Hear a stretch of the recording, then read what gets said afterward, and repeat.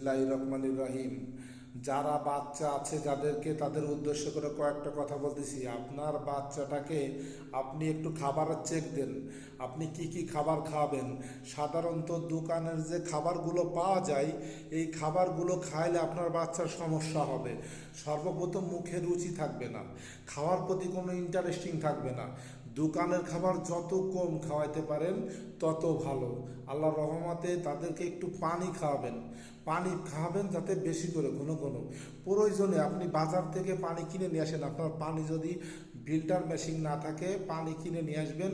5 litre একটা বোতল কিনে আনলে অনেকদিন চলে যাবে ইনশাল্লাহ। দেখবেন ঘন ঘন পানি খাবে। পানিটা যদি মুখে রুচি থাকে, পানি খাওয়াতে যদি রুচি হয়, তাহলে আপনার বাচ্চা কিন্তু পানি খাবে। আর মুখে যদি রুচি না হয় পানি খাওয়ার, তাহলে আপনার বাচ্চা কিন্তু পানি খাবে না। এই জন্য ভালো পানি খাওয়াবেন। আর বাচ্চাদের দোকানের খাবার টোটালি খাওয়াবেন না। এই পটেটো, ললিপপ, এই কি কি আবি জাবি এইগুলো খাওয়াবেন না।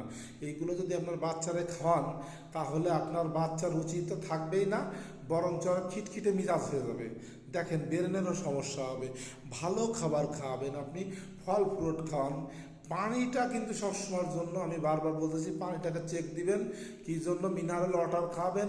পানি খাইতে যদি রুচি হয়, আপনি ভাবতেছেন না আমার বাচ্চারা আমি 50 টাকা 100 টাকার খাবার খাচ্ছি, এটাই ভালো না।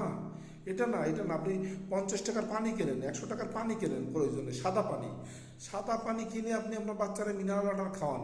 তাতে আল্লাহর রহমতে আপনার বাচ্চার মুখে রুচি থাকবে আর খাওয়ার প্রতি চাহিদা থাকবে। ইনশাল্লাহ দেখবেন ও খাবার ঠিক মতন খাবে।